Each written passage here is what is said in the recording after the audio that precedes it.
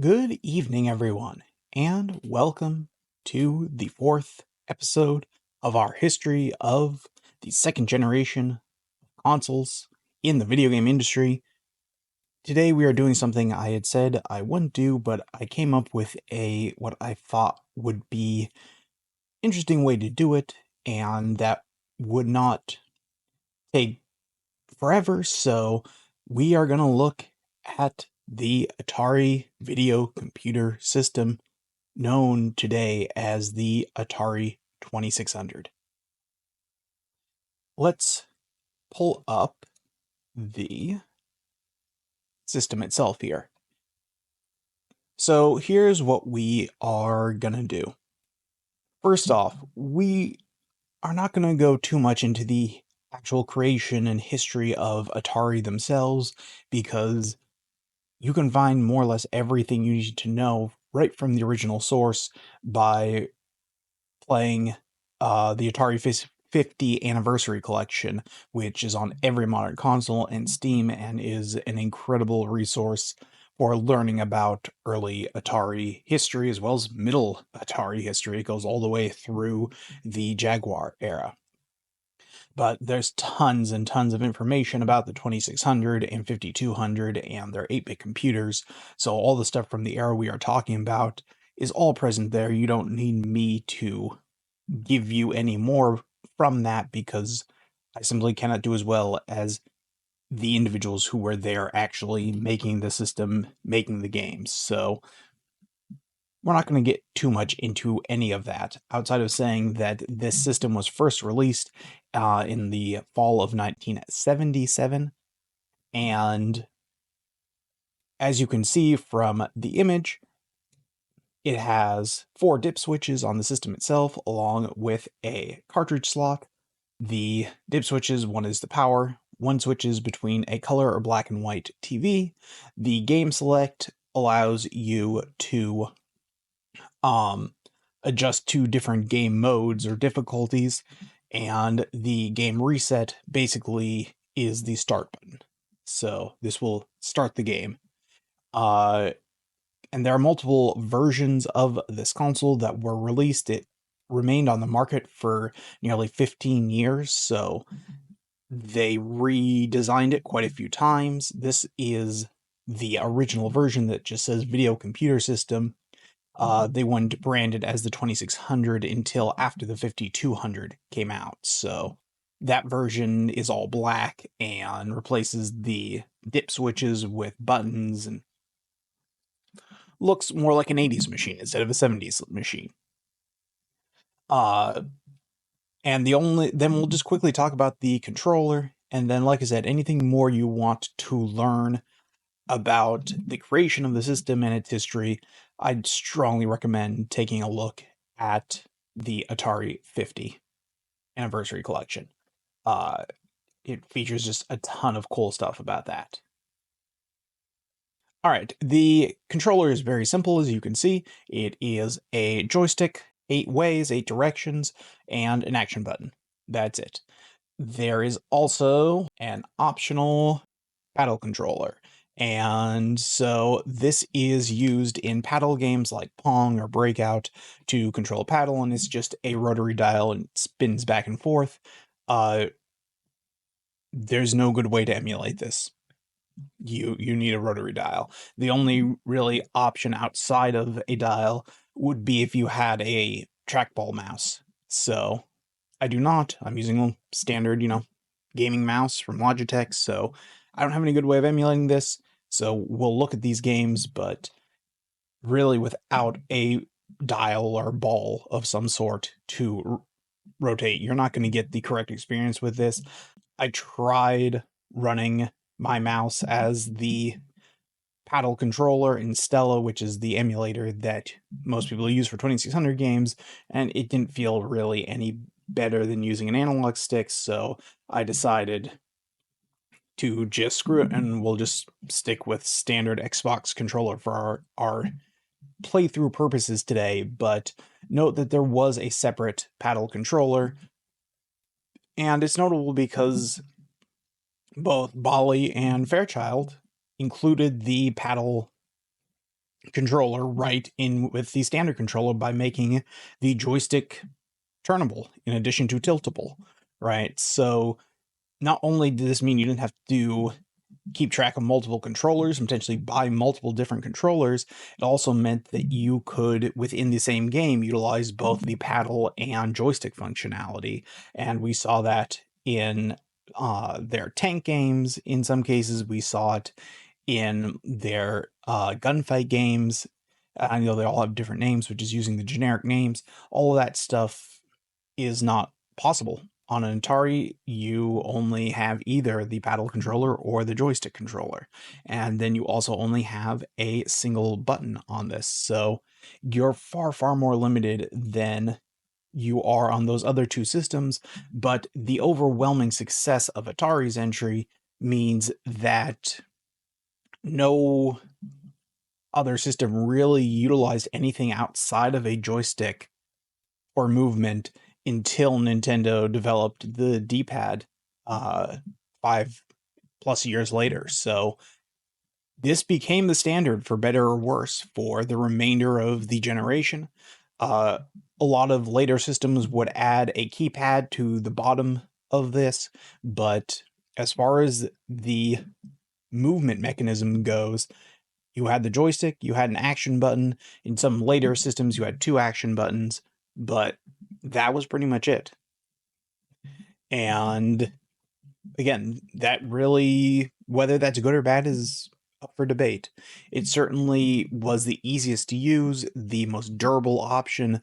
You look at all the other controllers from this era, and very few of them have survived functionally, even, but those that have are somewhat difficult to use, whereas this remains a fairly simple to use device. It's clearly not as good as the solution Nintendo came up with, but it is the easiest to use option of the various controller designs that existed for the era. All right, that means that it is time to look at the games. Let's close that, and pull that up. So these are the games we're going to be looking at today. So what I decided to do is, instead of trying to look at all 600 some odd, 800, I don't know, depends, there's what you count as an official game or not, games for this system, we would, one, cut out quite a few, and two, split this into multiple different videos at different points within the series. So what we're looking at today are games released from 1977 through 1980. And we are only looking at games released officially by Atari themselves. So this will primarily matter in the next video when we look at their stuff from 81 to 84, because at that point there were a number of third parties as well. But we will not be looking at those as part of the second video. We will look at the third party stuff in their own videos separately. So we're going to be splitting this into three eras. We have 1977 through 80, 1981 through 84, and 1986 through 90. Those are going to be your three videos of 2600 games, and we'll look at those at relevant points throughout the series. So all the systems we've been looking at thus far came out in 1977, 78, and so their games were all largely released by 1980, a couple 1981 titles, but primarily, if you look at the games that are available here, you'll see you have the Atari versions of most of the titles we have looked at for the other platforms, and most of the titles we will look at for platforms released in the 70s. And so we will look at this, and then when we transition over to looking at the systems from the early 80s, we will look at the stuff released from 81 to 84. And then before we look at the final sort of era of this generation, we will look at the final batch of games released from 86 to 90. So that's the plan, and then potentially at the end of the series, maybe we will look at some of the third-party stuff, because there are several hundred games that were released by third parties, but notably Atari had no official third-party licensing on the 2600, so the only official titles are the ones Atari released, the stuff from Activision and Magic and Absolute and all those guys, as well as all of the really terrible shovelware that caused the crash of the market in 83. Those are not officially licensed because there was no official license. But there also was no sort of copyright protection built into the system. That wasn't something that came into existence until Nintendo, again, in 83. So everything else was released unofficially. So we're only going to look at the official titles, even though I think it's very fair to argue that certainly Atari and, no, not Atari, certainly Activision and, I don't know, there's two or three, Arcadia, who became Spectre, several of the developers, the third-party developers, created some of the most compelling later games on the system, and I do think they're worth looking at to see what companies outside of Atari were able to achieve on the platform, but we're only looking at official games for these first three videos, and this video, like I said, will cover the launch lineup in 1977 through those games released in 1980, which is 27 games in total. So the other thing is, to keep the numbers down, I also cut out most of the sports titles, as well as most of the board games and card games. I kept in Blackjack here just because we've looked at Blackjack for every single platform we've looked at so far, and so I thought it was worth looking at their version of Blackjack, but I've cut out Casino, I've cut out Poker, I've cut out all of the other board and card games here, and I've cut out all of the sports games because, look, you don't need me to tell you anything about sports games because I don't know anything about sports games, so it wouldn't be really a valuable thing to look at. So we have games here that have comparable releases on other platforms. That's really what I felt was important to look at, because it felt like every video we were doing, we were saying, and this is kind of like that Atari game. And so I thought it was worth looking at what Atari themselves did on their own home platform, because all of these things are based on Atari arcade games. And so one would think that maybe Atari would do better at porting their own games to their own home system than the competitors would be. And in some cases that will be true, and in some cases it very much won't be.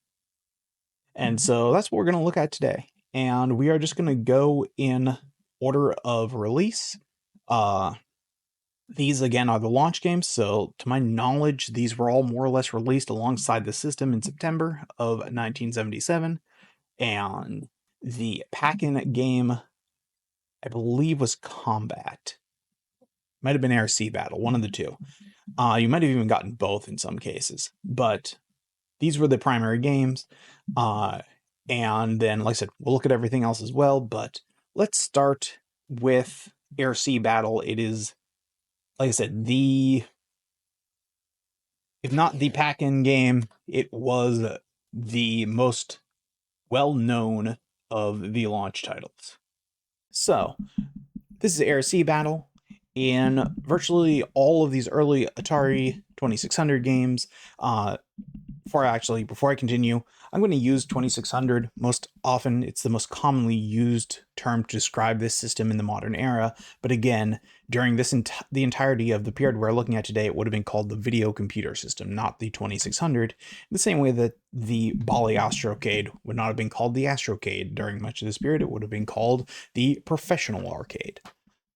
So, anyways, with this system, most of the games in this era came with a number of varieties, right? So you can see the one on the top, let's call it left center of the screen.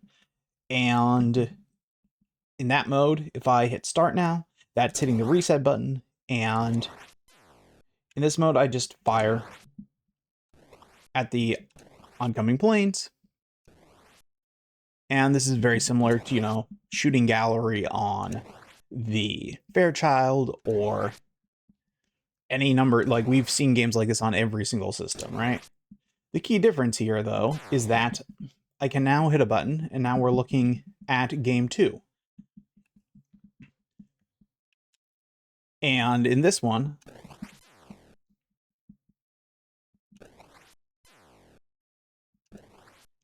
you're getting a slight variation in the things you are trying to shoot. And we can continue on here. Here you have different, that's meant to be alien saucers, I believe, on the bottom, helicopters and planes all at once.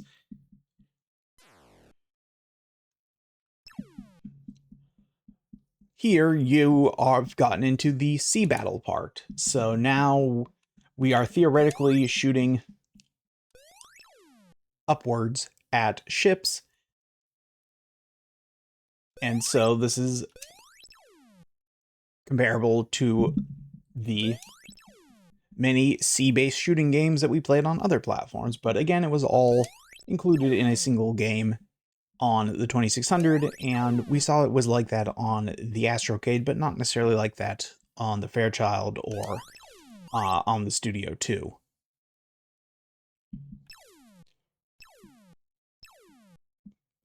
And of course, just like in the flight modes, you have a whole bunch of different options. This one is a more traditional shooting gallery mode, so here we are shooting at targets.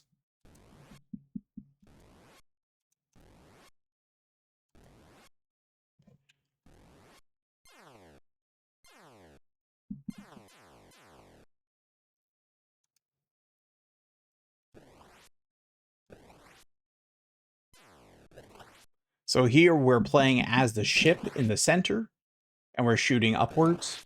I don't know if we can shoot downwards. I'm going to assume the other ship is player 2 in this case. So you got that. Let's see, what are we? Yes, we are so here we've got a bombing game. We'll see Canyon Bomber later. This is not really their take on Canyon Bomber. They have an actual Canyon Bomber. But here is a bombing game. We're dropping from the top. Then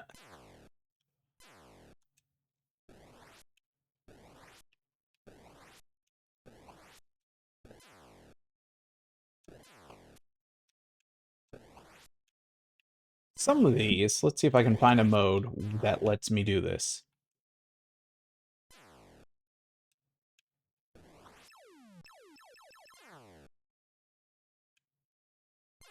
Pretty sure in some of these, yes. Okay.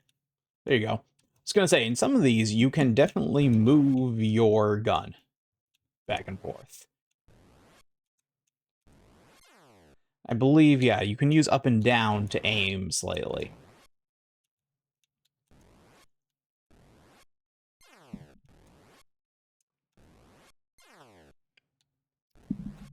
So the key here, the actual gameplay is not really any better than what we've seen on other platforms. In some cases, I would say there are better variations on other platforms that involve more physics and that let you more finely tune your aim and all that.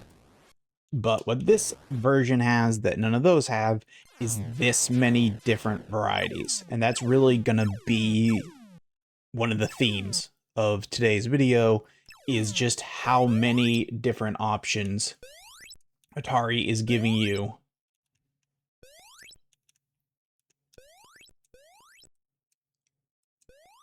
I wonder what you're actually meant to be doing here.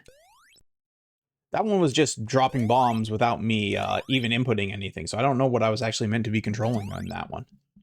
Maybe I'm only meant to be controlling player 2 there, I'm not sure. This one I'm obviously trying to hit player 2 with my bomb.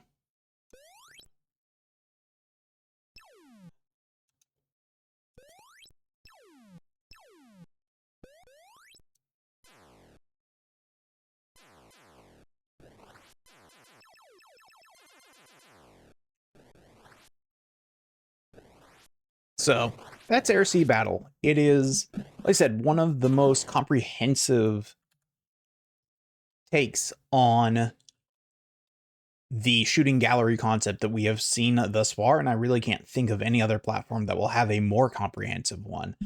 As it states right on the box, it's 27 variations in one cartridge, and for the time, that was very, very notable and was a major selling point compared to what the competition was offering.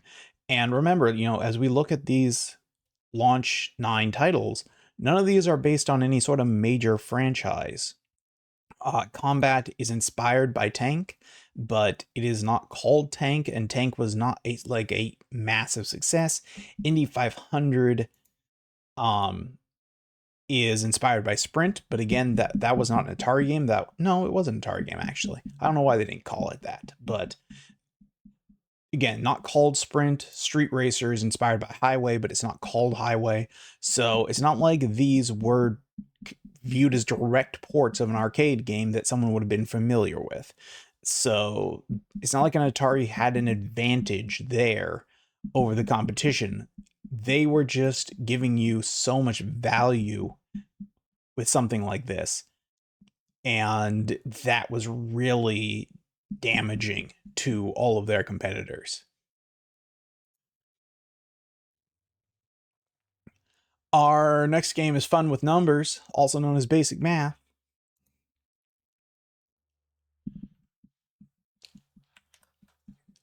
They didn't even bother, using a different name than Fairchild for this one. All right. Guys ready for some math?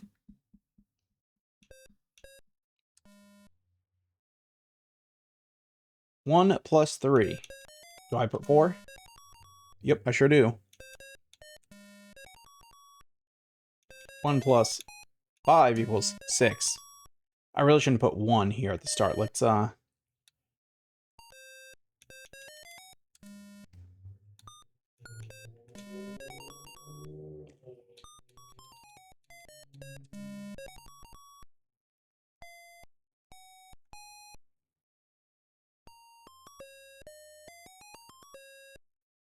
So, it's the same addition, subtraction, multiplication, division game we saw with all of their competitors. And it's just as boring here as it was with any of them. At least it has some better beeps here than it did on the Studio 2. That's about all I can say positive there. He has color, I guess. But man, imagine paying, the equivalent of $60 or what have you in 1977 to buy this. Okay. But yeah, they had this too, just like every other system we have looked at, and most of the ones we will look at. If you wanted some math equations on your TV, you could get it. Let's look at their take on blackjack.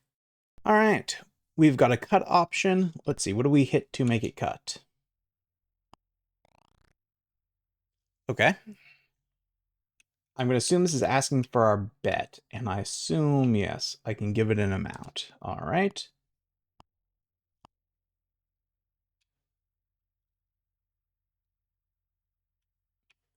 I've got a double, a stay, or a hit. We will stay at 17. We lost.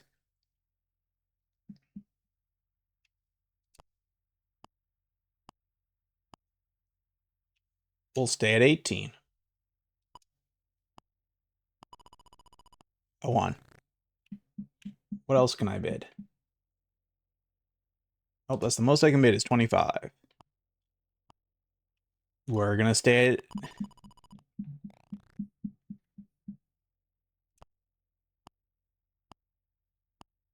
This time we need to hit. Nope, we busted.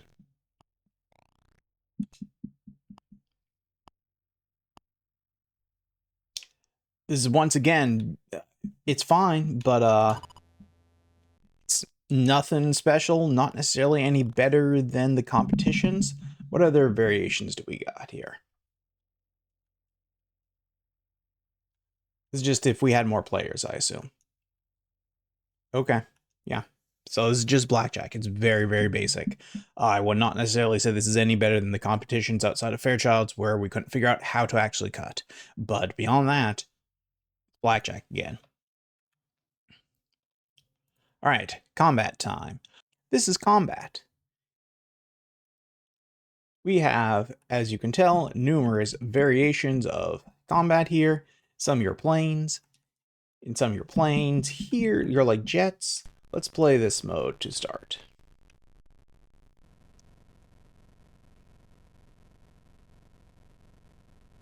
Combat is only a two-player game. There's no AI. We just drive here very slowly. We got this.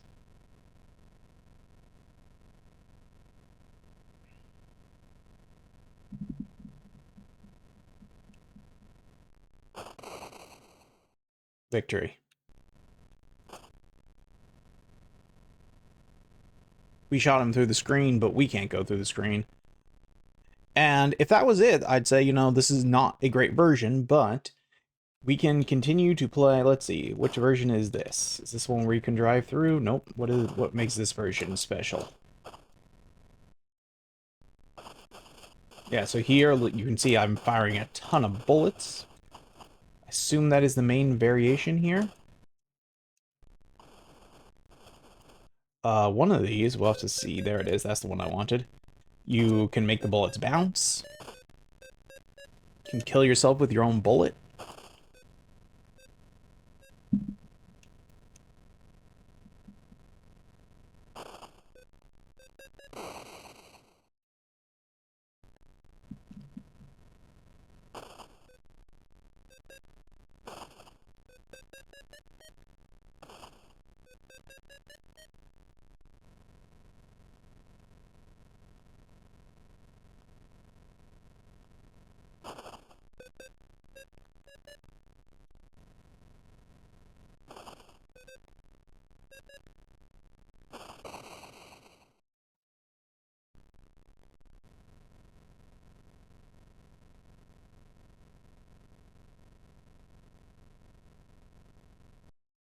Let's see. This one, I think your own bullet goes through you.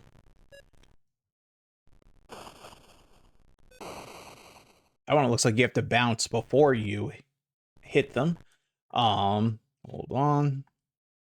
Let's move on to planes now. In this one, we are playing instead, and we got clouds, and we can shoot these guys with our plane.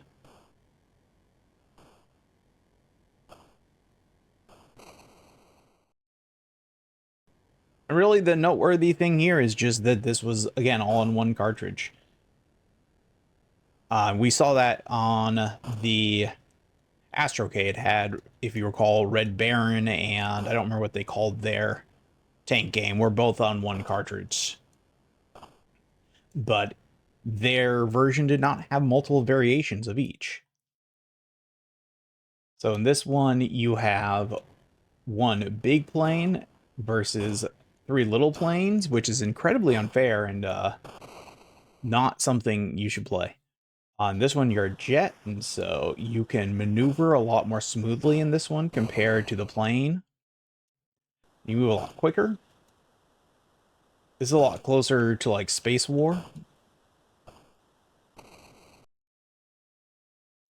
And you can also do 1 versus 3 jets if you want to, again, make things incredibly unfair for one of the players. Or do 2 versus 2 jets.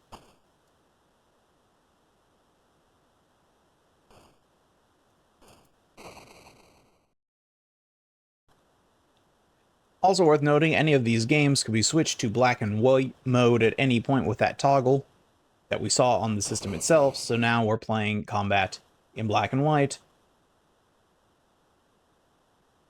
Now we're playing it in color again. All right, that's combat.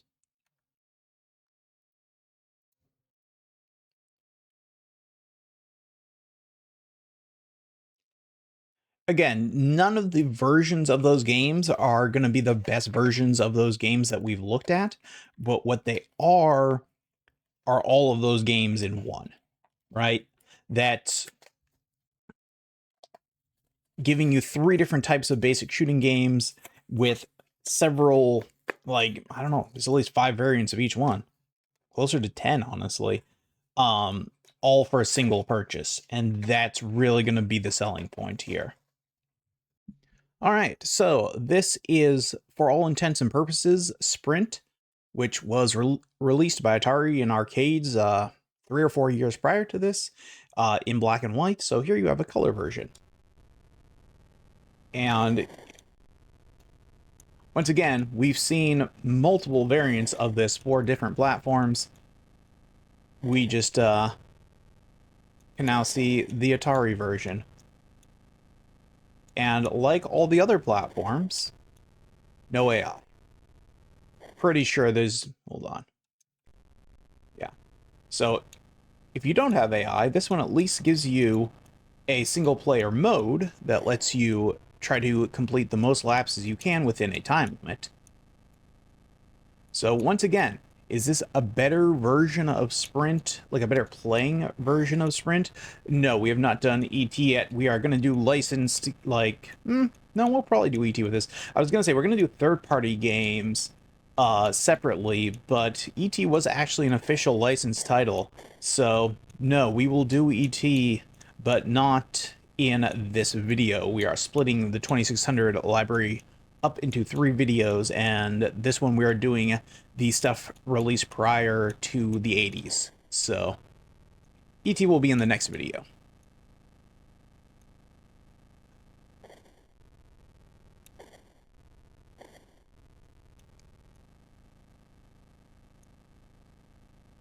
Alongside Raiders of the Lost Ark, which somehow doesn't get the same level of hate as ET does, but is just as confounding. ET, yes, clearly greatest game ever made. And there you go. That's the single player mode. And again, there are tons of different variations with different track layouts and different objectives, and that is what makes the 2600 versions of these games so notable for the era, is having way more variety than the competition.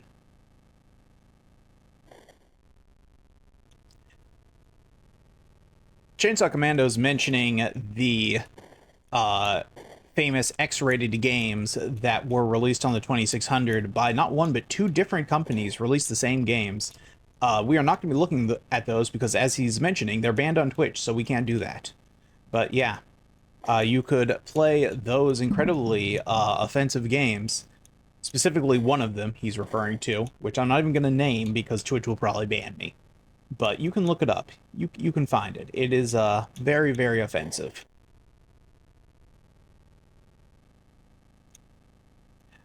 This one also changes the physics. Like, I have more of a, as you can see, slide here than I did in the other one. So, again, not necessarily the absolute best Sprint game ever made, but the fact that you have so many different types of Sprint, and you have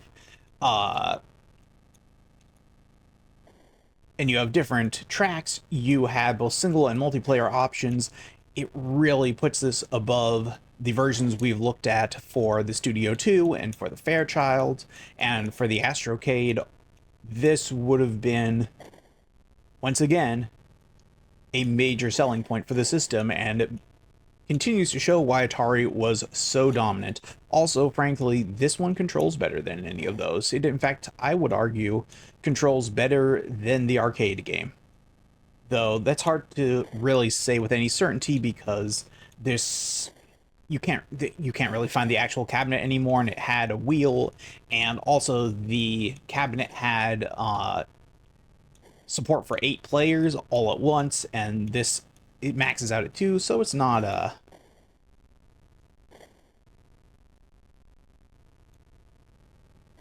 Chainsaw Commando is arguing that no one has created a title as controversial since. I don't know.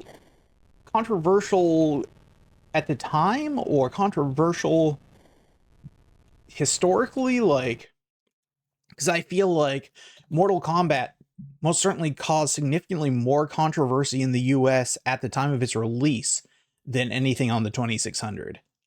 But, like, I'm going to say you are correct in saying that I don't think any game has ever included something more offensive. So, yeah, I guess depending on how you measure it, I would agree. But certainly, yes, Mortal Kombat and Doom both inspired more pushback from politicians at the time than any of the X-rated 2600 games, including the one that we shall not name. Anyway, that's Sprint. Like I said, it's Sprint, but with 20 different variations. And also, it's called Indy 500 here for whatever reason. I don't understand that. It's Sprint for all intents and purposes. All right, this is Starship.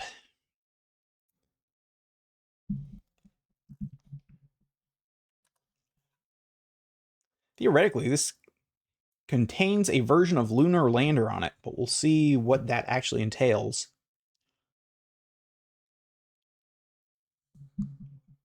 Okay, this does not look pleasant.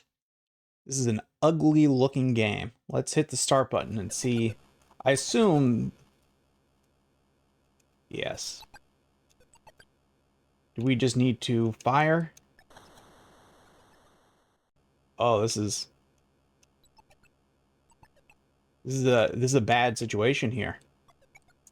I'm not even sure this is working. I don't think anything's happening. All right, let's switch to a different... Hmm.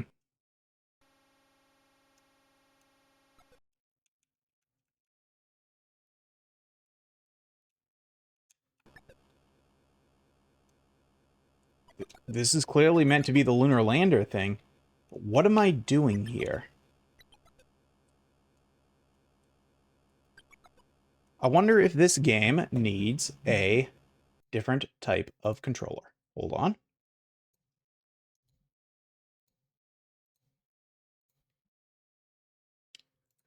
We go switch to an analog controller.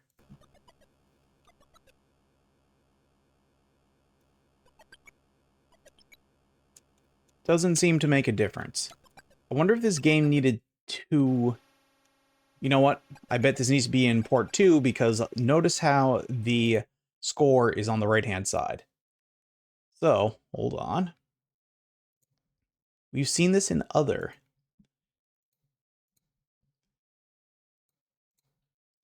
Whoops. Okay, we're making this a joystick in port 2. Let's see if now... Yep, sure is what we needed to do.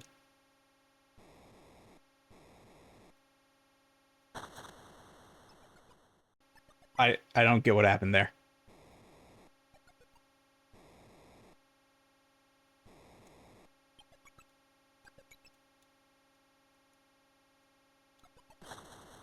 I'm really not sure what the goal is here. This is a terrible version of Lunar Lander. I would not recommend it.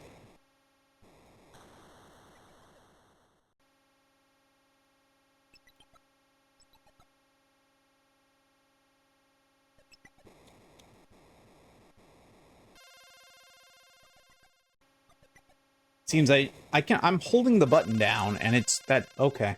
This is not good. Now that we figured that out, hold on.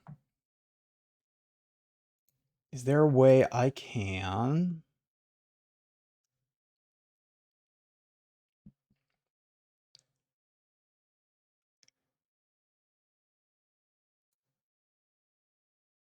Nope, not automatically.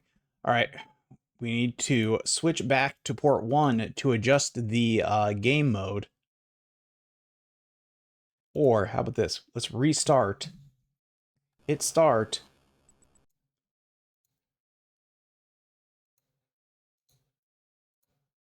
I don't know why this feels it needs to use the second controller port.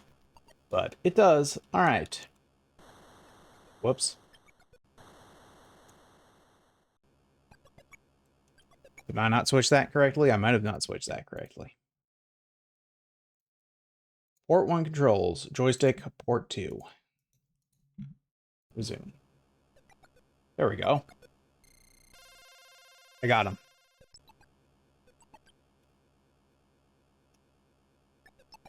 I'm gonna say, this might be the worst looking version of this we've played so far, and I'm including the Studio 2 version in that. None of the other versions require their stars to blink like this in a way that is so off-putting. It's worth noting that the 2600 only had 128 bytes of memory, so that's the same amount as the Studio 2. So in many ways it was just as limited. In some ways more so, and in some ways slightly less so. The main thing was just that it did not have a frame buffer, and so it could display a lot more on screen at once, because there were no on-screen limits, because there was nothing stored in a frame buffer, so there was no need for memory. But that also very much limited what its visuals could do. And it was also limited by the fact that these early carts, before they had invented bank switching, could only be 2 kilobytes in size. So you had minuscule game ROMs and minuscule amounts of RAM, and both of those things would eventually be improved over time, but at launch, you had exceptionally limited memory capabilities with this platform. Anyway, that's Starship. It's, again, another version of that same game that is... Look, they all want to call this Star Trek, but they can't because they don't have the rights. But it's a Star Trek game. Alright, this is Highway. Except Atari doesn't call it Highway here for whatever reason. But it's Highway. You're trying to pass these cars? And that's it.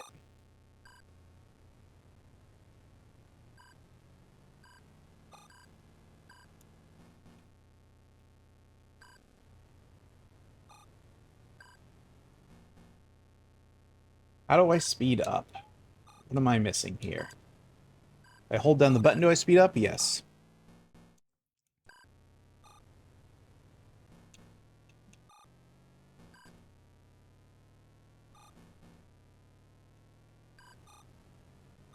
I was like, how am I losing to an opponent that doesn't exist? And I realized I was not hitting the forward button.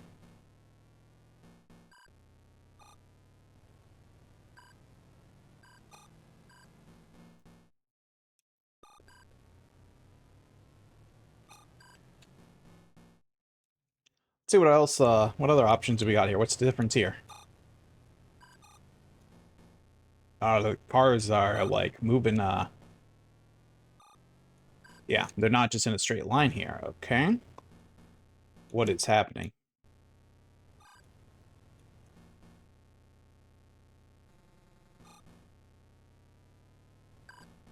How do I have 2 cars? How am I supposed to handle this? Let's see what else we got here. Ow.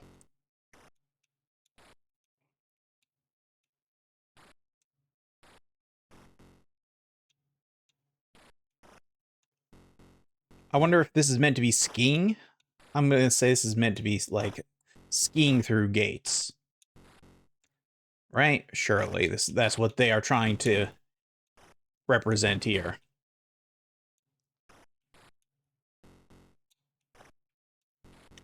There was an actual skiing game on this system, but Activision made it, not Atari, so we will be looking at that in a much, much later video.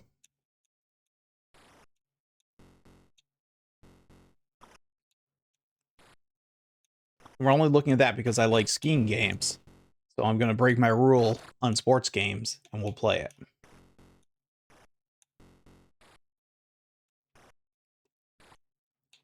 You can thank Ski Free for Windows 95 for that.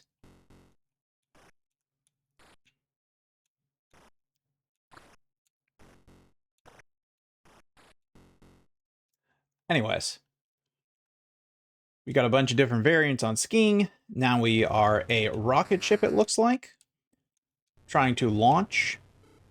Yep.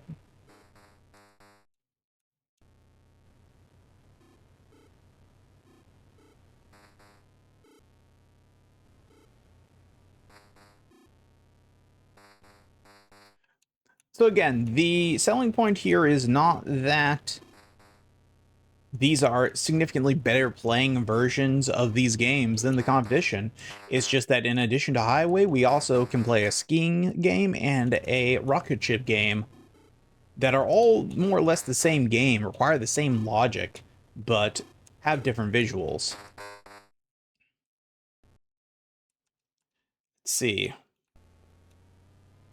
Oh, this one we can shoot.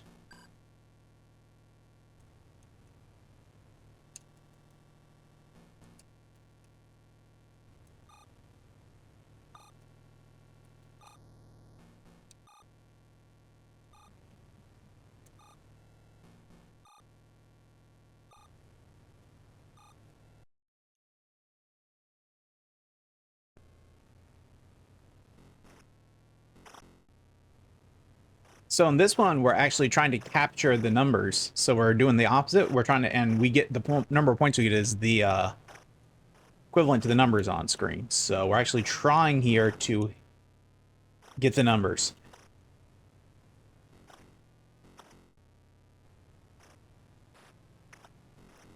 We want to get them head on, not on the side.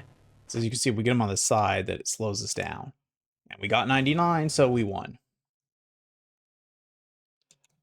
And then... and now we're back to the beginning again. So... there you go. That's Street Racer, aka Highway, but also now with things that are not on a highway. This is showing a bike here, so maybe that was supposed to be a bike and not a ski. Didn't look anything like a bike. Don't know. Okay, this is Surround. We've again seen this on at least 2 of the other platforms. This is the game where you make a line and then whoever hits into the other person or their own line first loses.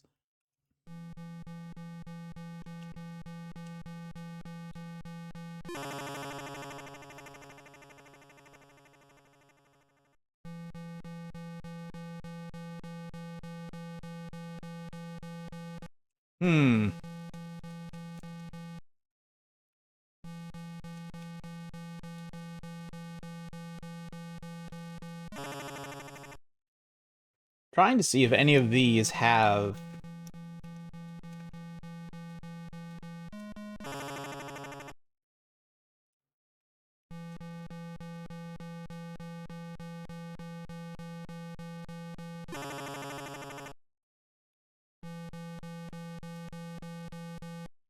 I bet I know.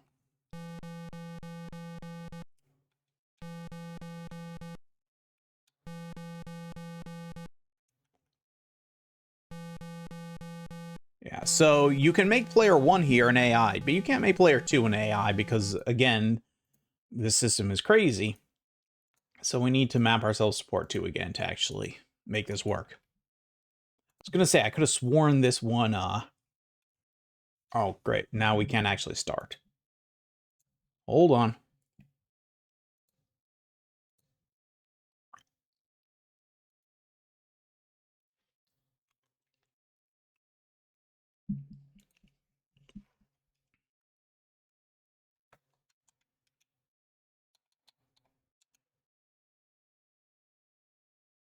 What is... You know what? It doesn't matter.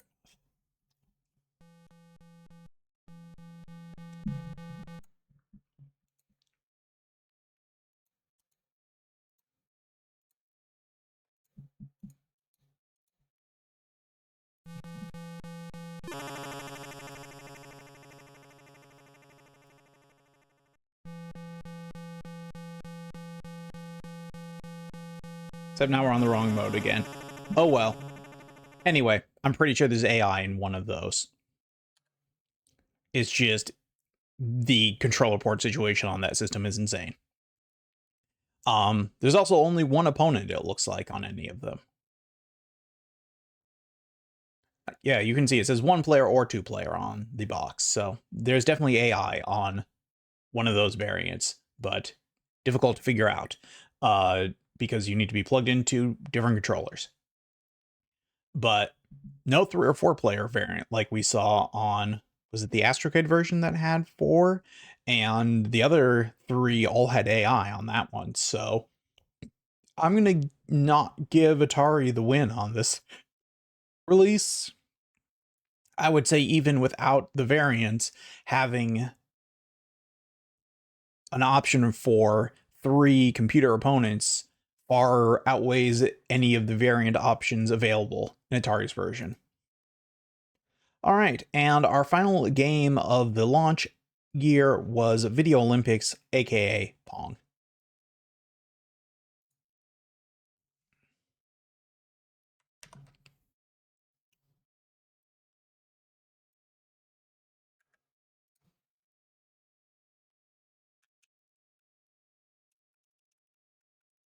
I've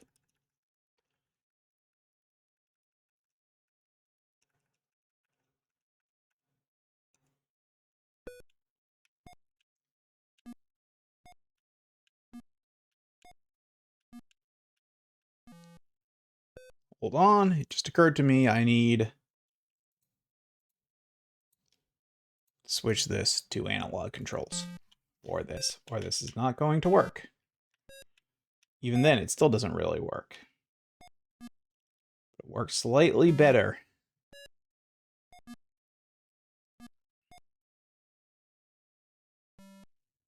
Damn it.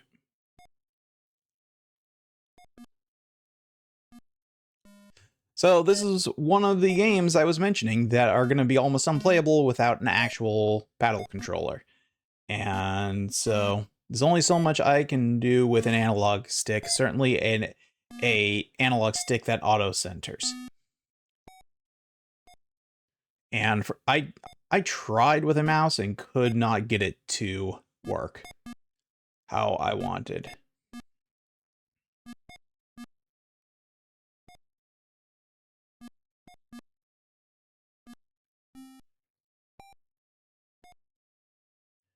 Unfortunately, this core doesn't have mouse support. You have to do it in the actual Stella UI. And I would have had to do a lot more research on how to get that set up correctly.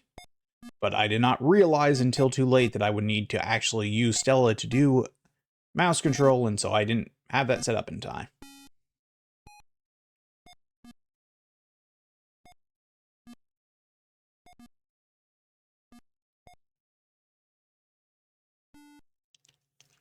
All right, so, you know, that's Pong. We've got some other variants. Let's see.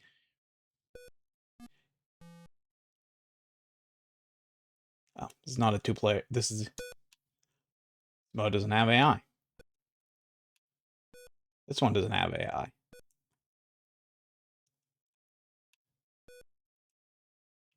Did none of the other modes have AI but the first one?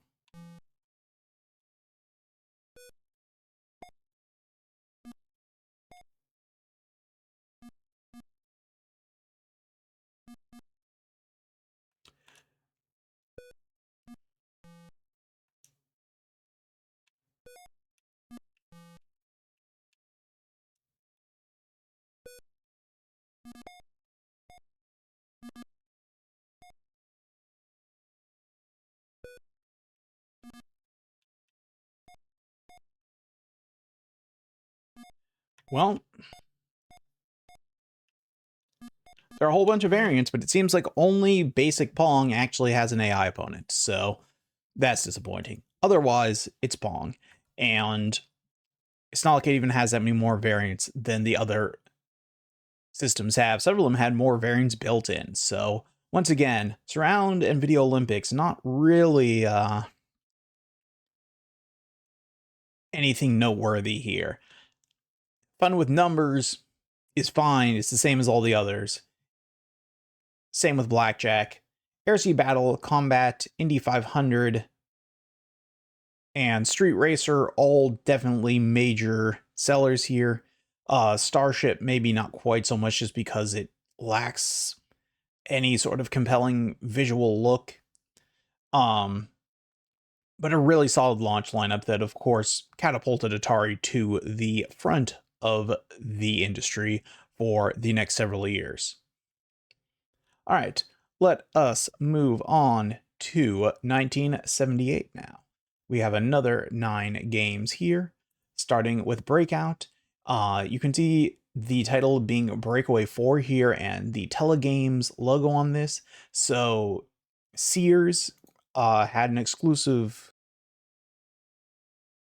deal with Atari very early on that allowed Atari to get distribution in Sears, and in return, Sears got to release games exclusively at Sears under its own label.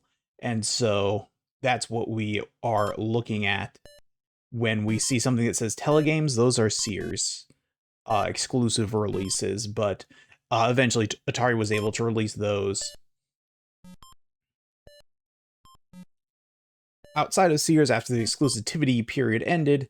And so, yeah. And when we thought that whole thing with like Epic Games getting exclusive games on release type thing, uh, like was some sort of new thing where not every retailer had a game, nah. Sears had that all the way back in the very beginning, like day one. This is another paddle game, so this is going to be impossible to control.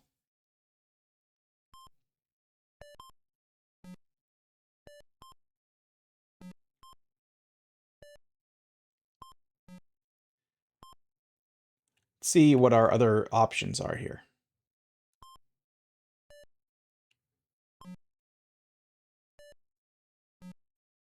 I can't really tell there.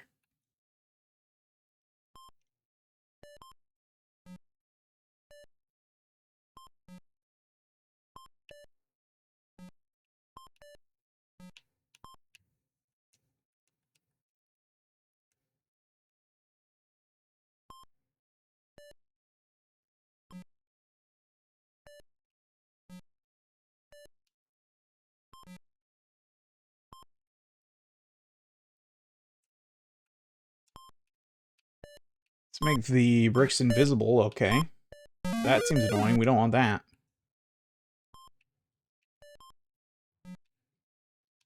Most of these I cannot tell the difference just by looking. I do have all the manuals for all of these games if needed, but I don't think it's worth pulling out here. Oh, this one I can control the ball. Okay. This one I can actually tell what's happening.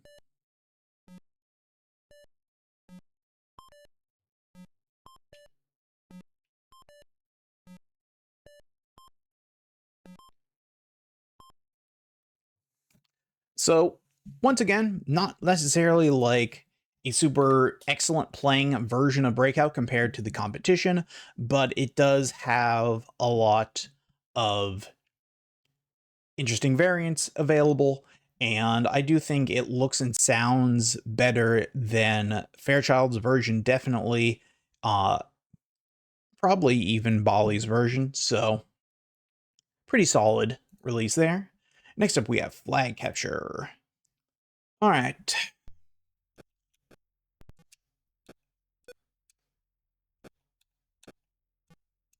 So, okay, let me try to explain what's happening here. Interesting.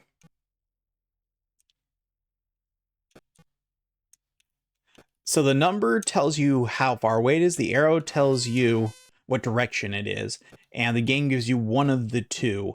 And the goal here is just to find it in less turns than your opponent, and I assume... Oh. There we go.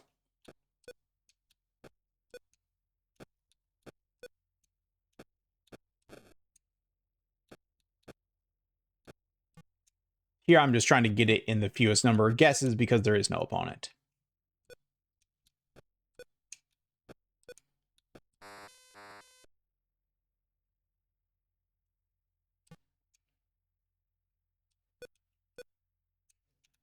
Here I'm trying to get the most in a limited amount of time. This was the variant I was thinking of for single players. I would say I'd personally go with this over that other variant, but can't really say that there is any other game like this on the platform that I can think of, at least. Or really on any other platform. I don't think it's especially fun, so I don't know that... Great. They're also bombs. It's kind of like Minesweeper, honestly. But anyway, very basic. That's flag capture. This is memory like we've seen on all the other systems. It's just that it needs a keyboard controller on this one for whatever reason. And so we can't play it. So I'm going to call it the worst version of memory thus far. This is Hunt and Score. It's the same game as Concentration. I, in fact, don't know why I have both of them listed here. One of these is all but certainly a foreign release, maybe, or maybe they lost the license. I don't really know what, like, clearly these were both released. I don't know what the difference is. I wonder if Hunt and Score is something you can use without a keyboard controller. Start launching this version of this and see if this looks... Nope, that just crashed. Okay, never mind then. So that's both Hunt and Score and Concentration. Next up, we have Gunslinger.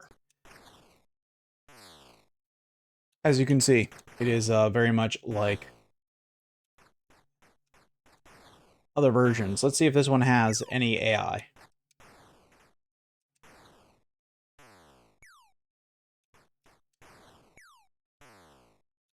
I can at least bounce my shots in some variants here. Assume...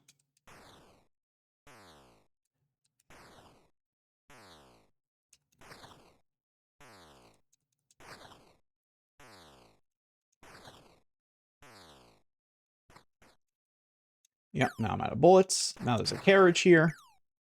Now the carriage moves. But, yeah, in no version of this is there AI. So, not too much we can do here. So, once again, I'll say that, actually, I think, was it the Studio 2 that had AI for your opponent here, if I recall correctly? Whatever version actually had AI was, the victor here. But that is Atari's version of that game. Again, it has a bunch of different variations, which is nice, but it lacks AI, which is not nice. Alright, this is the first licensed game ever made. It's Superman. This is Superman. It's a really crazily ambitious game. And it's not good, mind you. Well, I think I need to first go in here to become Superman. Yes. Okay. Then I can fly around. And terrible, terrible sounds can be made.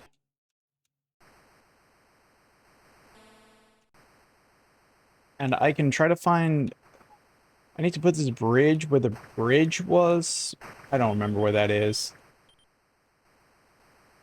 But hey, look, nope. I don't think... I don't like it.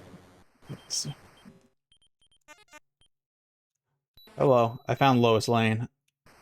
I think I got some points for that. I saved Lois. I don't know where I need to take her, but I got her. We'll bring her here. There you go. I think that's jail. I think it's the wrong place to bring Lois. I think you're supposed to bring Lois to, you know... Like, I think him I'm supposed to bring to jail. There you go. He's in jail, I think. I've saved the helicopter?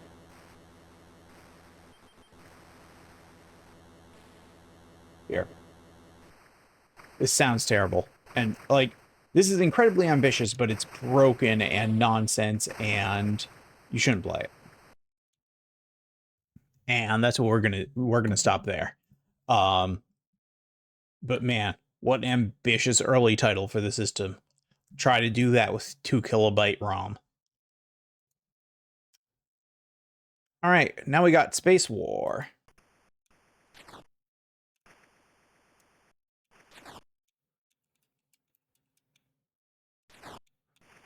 It's a weird one because it's not really that dissimilar from the jet mode in combat, with the exception of the fact that you have momentum on your movement here.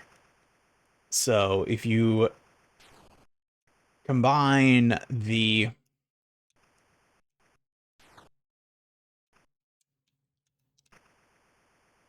movement of something like, say, asteroids with the gameplay of a...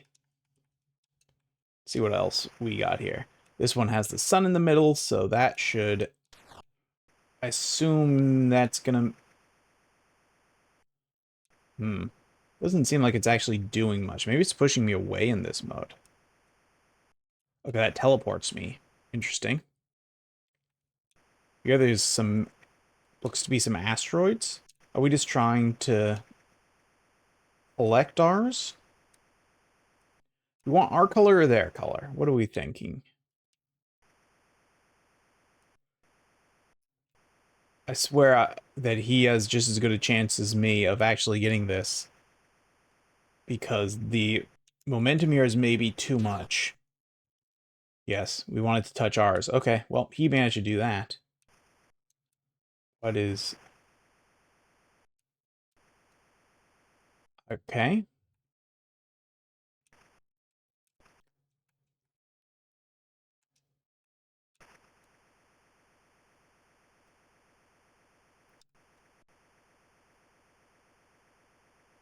Now I'm just moving around trying to hit into this ball, I'm pretty sure. That's not good.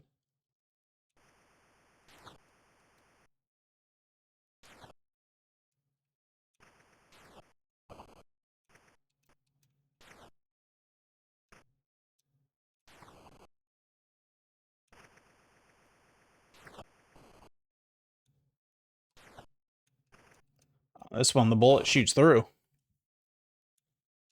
This one has the sun. Okay, that's Space War. Again, oh, this one, the sun is actually acting like a sun and driving us to it, and we both explode. Okay, that's what I was wanting to happen that previous time. It just wasn't happening. But, okay, they do have a mode that behaves like the original mainframe Space War. Cool. So, yeah, that's Space War. Honestly, I would just recommend Combat, because it controls a lot better and has a lot more variants. Codebreaker. We're not actually even going to get the ROM working for this, but this is the same. We've seen this on every platform. You guess the 3 numbers and you try to guess the number the computer's thought of, right? We've seen this before. We don't need to look at it again. All right, slot racers. Do I shoot? Yes, I can in fact shoot.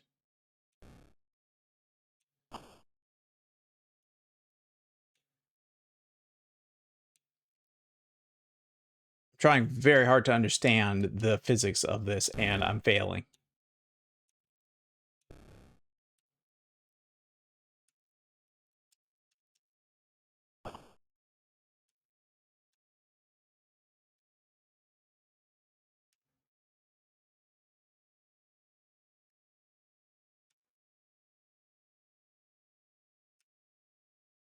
Seems you just need to turn long before you would actually expect to need to turn, and then it will work.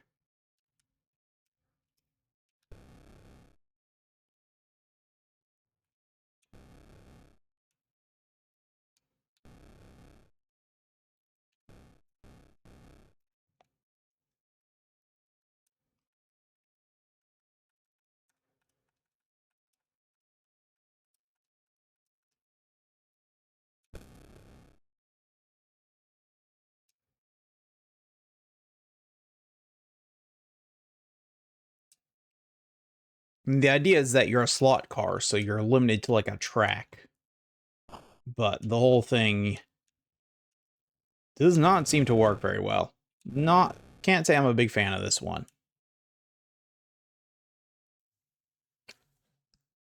Probably why we did not see any variants of this guy. All right, that is 1978. And actually 8 games, because concentration and hunt and score are more or less the same thing. Skydiver. Gotta say, I'm not actually really familiar with this one. I assume we're trying to... Oh, actually, I am. I know what this is. I do know. I feel like I've heard of this under a different name, though. That's entirely the wrong. All right, so our goals here are to land our respective characters on... Nope, that's not. How do I... One of these buttons, whoops. Sorry. Nope. Somehow I can, there we go. You see? I have a parachute. We're gonna figure this out. Hold on.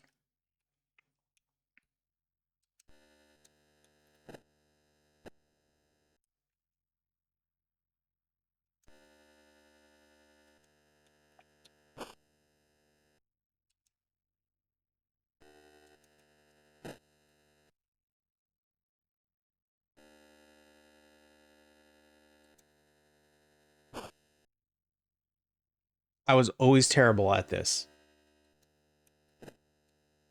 Hey, I did it. I won.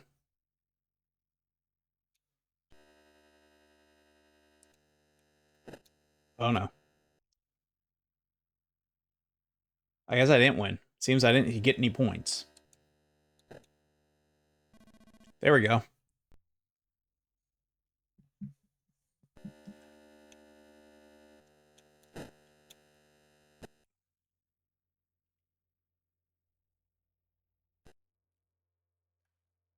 Oh, and these they move. This was already hard enough without them moving.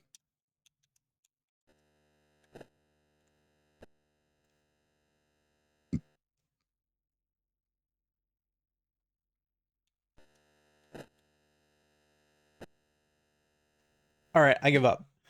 This game's too hard for me and I really suck at it, but yeah, I think it's okay. I feel like I'm familiar with it with a different name though. Anyway, next up is Canyon Bomber. It's another game where you're flying over the top of a field, but in this one you're dropping bombs instead of people. I've found nope, that's a 4-in-1 prototype cartridge. That's not going to do it. All right, well, we're not going to be able to see Canyon Bomber. So, it's like all the other versions of Canyon Bomber we've seen. It just has 8 variants, so that's nice. All right, and Human Cannonball. This is another game I am not very good at, so we'll see how I do. It is like the artillery duel game we saw on the Bali Astrocade, but only for one player, and you're shooting a person and not a cannon.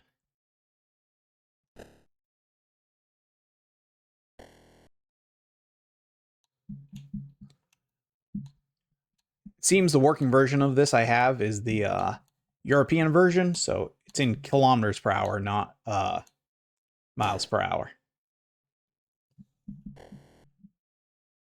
But at least I have a working version, so better than nothing. Clearly we need to... There we go. Success.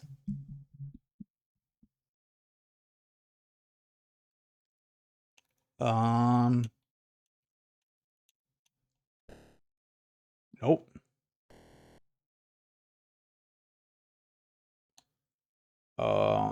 Oh, the wind's blowing much less hard now, so do we need to... Nope, okay. Oh no. Oh no. I'm sorry, dude. You didn't survive. Ooh, I'm so bad at this game.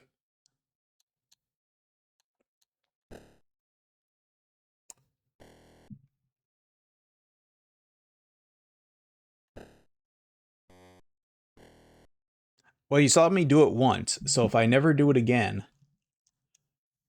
Yeah, that was all my chances. I failed. I did it once. You saw one success. at the human cannonball. I actually don't think that that's a bad game. I'm just terrible at it. All right, our final 6 games. Hopefully we can get all these working. First up, we have Dodge 'em. This is a take on Sega's Head On, which we have not seen on any other platform so far, but we will see in the future. All right, so in this game, you play as a car here, and you're trying to collect the dots and not hit the other car like that.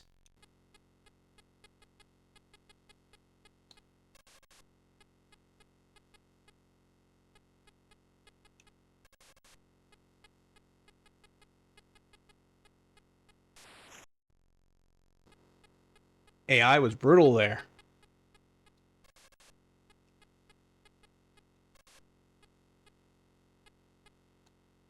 No, no, no. Gonna try again.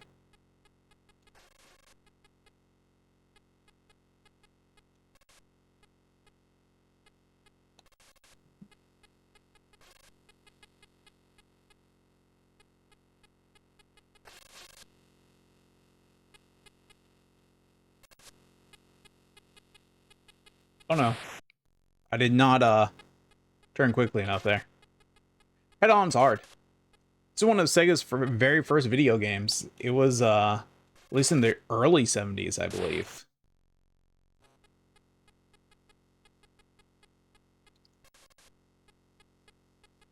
Like, they had made some electromechanical games prior to this, but this is up there with their first video games. Certainly the first not using, like, integrated circuits and using actual microchips, so as far as, like, games that can be emulated, this goes way, way, way back.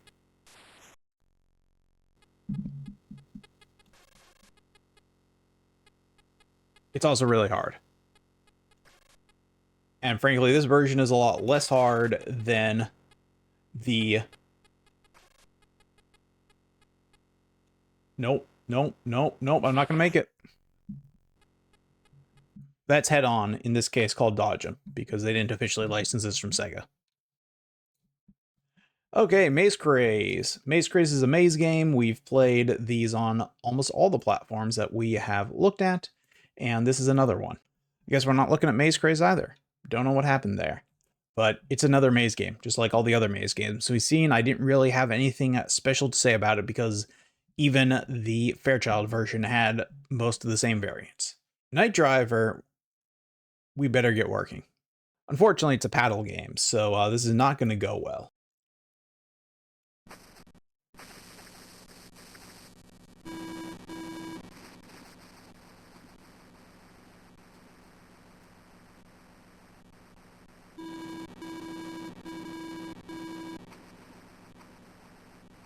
I'm sure this could sound worse.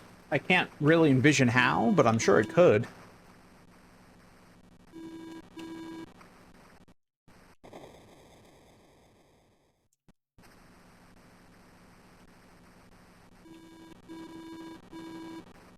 You know, just for how much better it sounds, I'm gonna give the win all but immediately to Bali and their game ZZ Zap, which is just this, but it doesn't make my ears bleed, so I consider it the winner. Let's see what other variants we have. This is just gonna be faster, isn't it? Yep, it's just faster. It's even faster. Even faster. Is there a version that just is not changing the speed?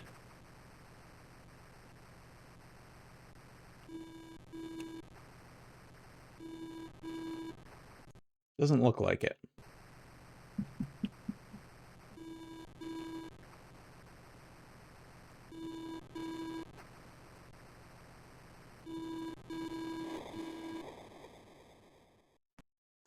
Well, that's Night Driver. It is a decent early game for the system. This is making very smart use of the hardware limitations here to do this. You know, remember, you have on this system, we haven't talked about this yet today, we've mentioned it before, but on the system, you have only 3 sprites that you can be working with per game. You have a player sprite, an enemy sprite, and a bullet sprite. You can also make simple lines like they are showing on screen using some scanline trickery.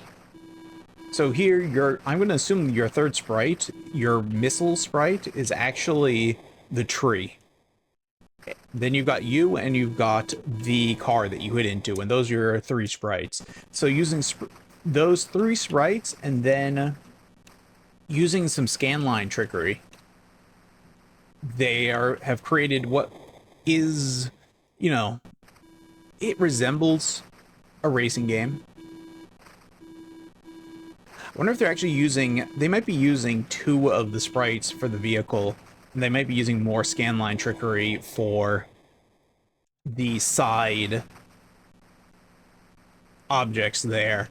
Because you can change the color of the background mid scan line, so it's possible that that is what they are doing there. These are very simple shapes, and they're the same on both sides, which could, yeah, indicate that they are just being done using scanline trickery, and those are just background colors. I'm just looking at this vehicle here because it looks maybe too complex. I don't know that you could have... I'm not sure how they've done this. It's really interesting.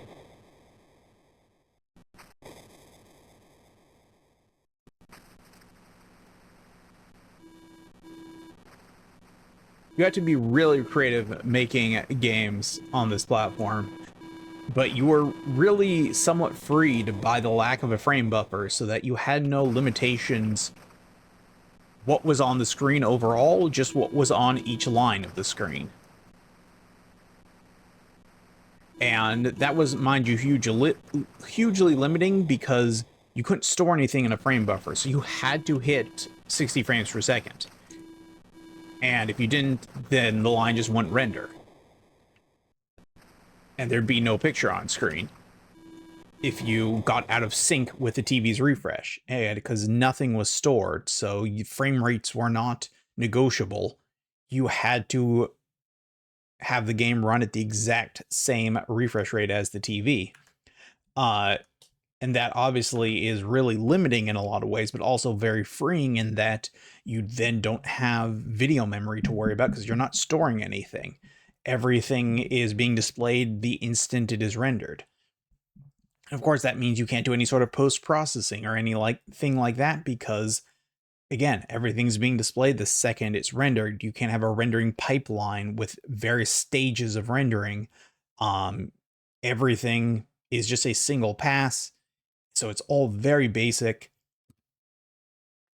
but it's also what allowed this system to really reach some of the heights it reached later in its life cycle, because you didn't have to worry about running into frame buffer limitations. Like, so for example, well, you could only do a certain number of colors per line.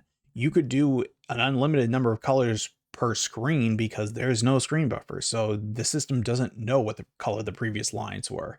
So you, compared to other systems where you were limited to 4 or 8 colors, or, Studio 2, we were limited to none. Here, you could theoretically have 100 plus colors on screen at once. You couldn't do it easily because it would require insane feats of programming to actually achieve that. But the system would not stop you if you somehow managed to do it. Okay, our next game is the big one. This is the game that made video games. Without this game, without this release of this game, there would be no home consoles today. This is arguably the single most important release in home console history. This is Atari's port of Space Invaders. This is the port that destroyed all of the competition. It is what cemented Atari's dominance in the industry until Nintendo. And yeah, it is fairly incomparable in its importance. And also it's not a bad version of the game, but it's not anything special either. But it was called Space Invaders, and that was really, really noteworthy. Right, this was an officially licensed port of the arcade game, and no one else could say that.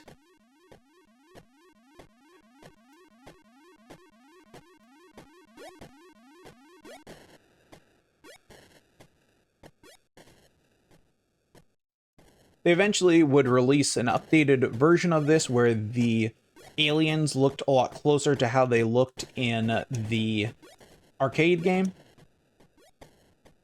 And I mentioned that when we were looking at the Fairchild version. And I mentioned there that I think these, you know, they're not as iconic looking, but they're cute. They're certainly better than Fairchild's iterations.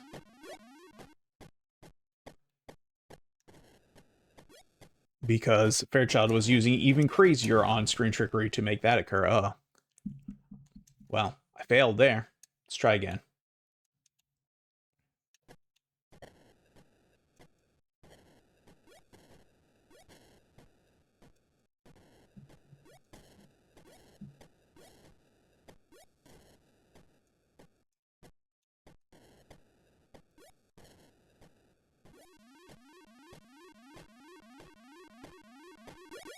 Failed it.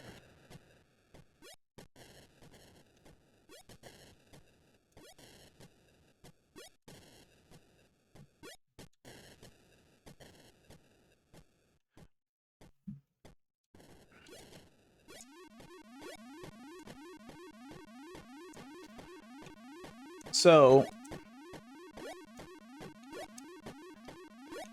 before this game came out, Atari was still leading the pack when it came to home consoles. But after this, the sales of the 2600 boomed from, you know, a couple million to tens of millions. And no other system of that generation broke 5 million. I think the Intellivision got to 3, maybe. And I don't think anything else even broke 2 million in sales. So this game sold, I believe, over 10 million copies just by itself. So it exceeded the overall game sales figures of virtually every other system's entire library.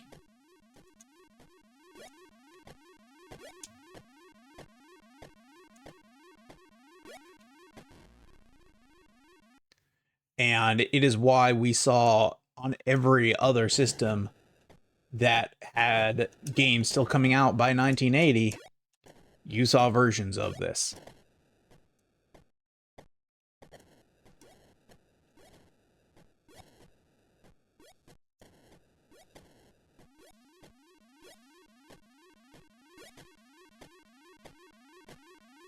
Notably, this version has color, which the original arcade game did not. They released a color version, I think it was in 1980. So there was probably a color version in arcades when this was released, or at least very, very close to it.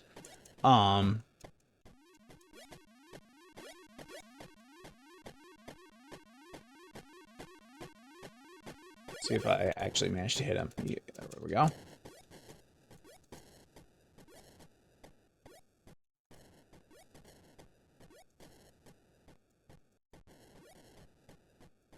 The fact that you can only fire one bullet on screen in this game is, it makes it very difficult. Oh no. Come on.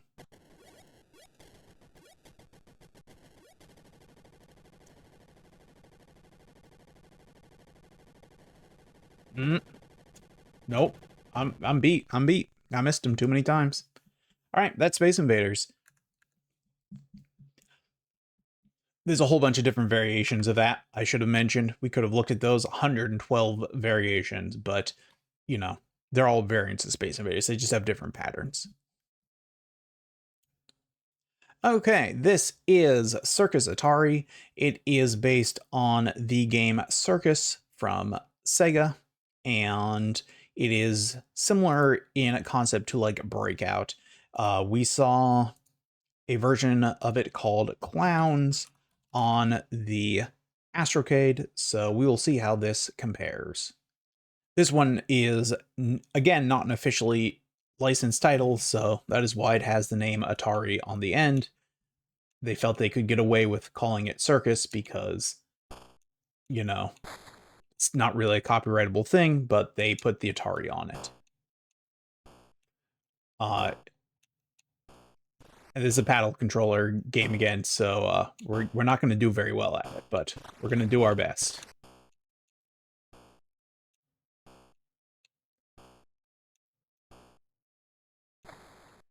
Yeah. One's this one, it requires maybe the most finesse of any of these paddle games. So I don't know that we're going to have any real degree of success here. Oh, damn it.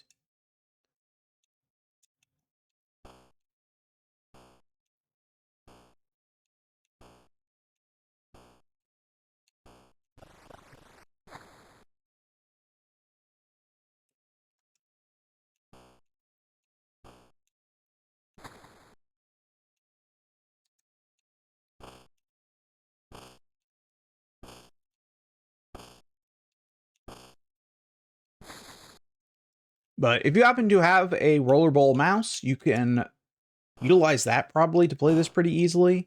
They also do sell actual trackball controllers or spinning dial controllers that are specifically meant to be played with paddle games from this era like this. So you can purchase one of those if you really want to play these in a way that is actually playable. But I simply don't have the finesse with a D-pad to do this, and a self-centering analog stick, right? If I move, I'm holding the stick to the right, I let go, and he zooms back to the center. That's not, I can't play like that. So an analog stick is simply not doable here, and a D-pad is not analog, or yeah, it's not analog, it's digital. And so you don't really have any fine control over your movement. And so that makes it nearly impossible.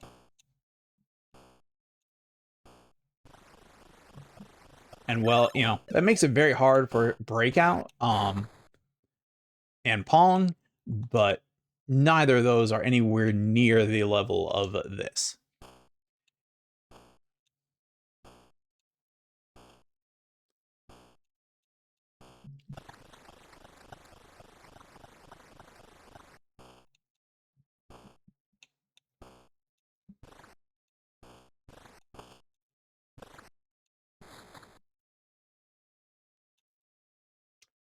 There you go. That's Circus Atari. If you have a battle controller, highly recommend it. If you don't, again, it is impossible. All right, our final game is one that we have not seen anything like on any of their platform, because it is the first game of its kind. And is not based on an arcade game, it is an original idea. This is the one and only Adventure. So in this game, you are going on an adventure. So you need to get the key to open the door. Then you need the sword to slay the dragon. And then, I believe it is, we need to go up here next, if I remember correctly. Is it down? Nope. Somewhere I have messed this up.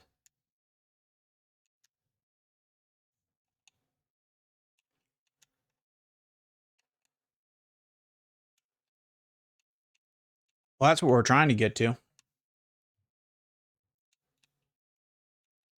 It's been too long since I played Adventure. I don't actually remember.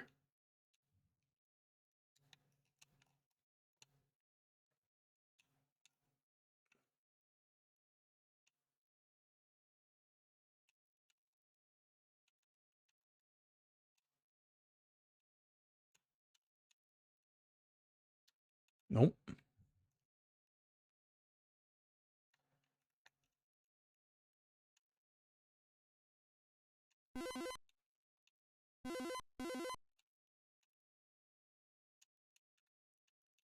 I feel like we messed that up somehow. I was supposed to...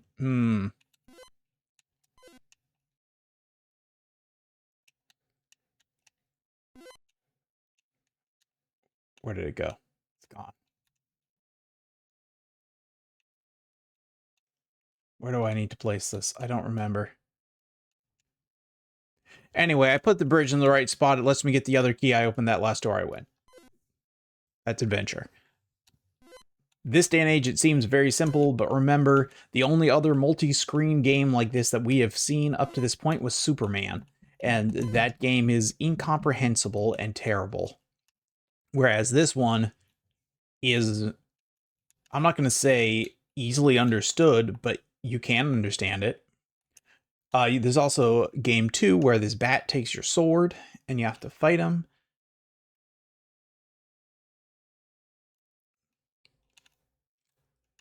I think you need, this is supposed to be like a dark room, right? And so you're trying to figure out how to get to the key. And there's that bridge piece again. And, you know, now I have the bridge again and so on and so forth, right? And then there's a third adventure as well, which I believe is the most difficult of the ones because the dragon chases you the whole time. You can die like that. And yes, that is a dragon, not a duck. And that's adventure. Like I said, incredibly ambitious. Maybe one of the games that holds up the least because of it, but still an exceptionally important game for the era and for gaming history in general. This was the first adventure game. And those are Atari's releases from the launch of the system in September of 1977 through the end of 1980 with Adventure. And like I said at the beginning, I don't necessarily think that all of these games play significantly better than the competition. In a lot of cases, they do just because they have to hit those frame rate targets. And so there's really no delay. And you'd see a lot of that like with the Intellivision and ColecoVision when we get to those. But the key thing was that one, you had so many variants of the same game within each release that it really gave you a ton of longevity and variety that made it felt worthwhile to purchase home versions of these carts instead of just walking to an arcade and playing them. And then secondly, and arguably even more importantly, once we hit 1980, it's all Space Invaders. That's really the core of it. I think if someone were to go back and do it all again type thing, if I was Mattel who released the Intellivision and I was Mattel, right? So I had a lot of money available that I could put towards this if I wanted to. I would outbid Atari on the license to this. Or at least try. At the time, I believe Atari, by the time of this release, had probably already been sold to Warner Brothers, so that was Time Warner, so they clearly had even more money, so if they wanted to, they still could have won, but I would have fought them tooth and nail for this, because this was the defining moment for the system. This was worth spending millions to acquire the license to release a game officially called Space Invaders. Like, you can even see the little trademark symbol next to the S in Invaders here. Like, this was very, very important.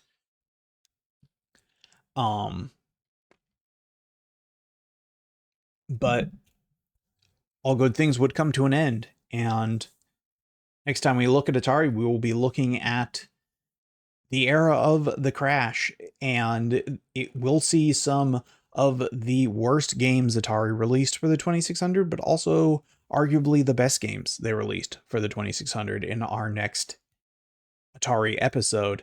And in the final Atari era, which is going to be far and away the shortest of these videos, we will look at the stuff they released well into the third and even fourth generation of consoles, because this system lasted forever. That does it for the 2600 for today. Like I said, we will look at the next 4 years of games when we reach that period in the timeline, looking at other systems. So our next episode of the series will be... Where did you end up?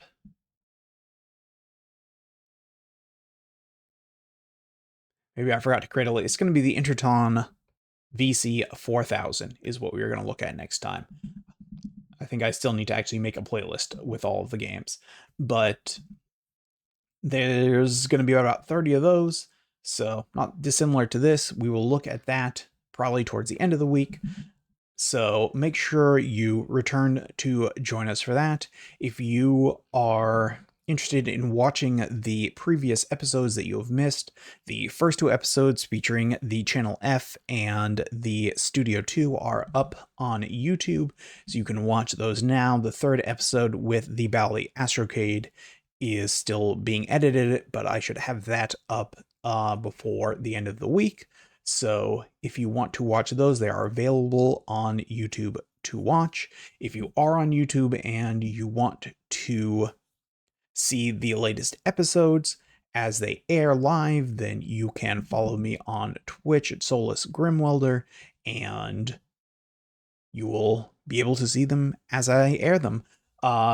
Also, please, if you are on YouTube, make sure to like the video and subscribe. Likewise, if you are on Twitch, make sure to follow me, and we will see everyone for episode 5 at the end of the week.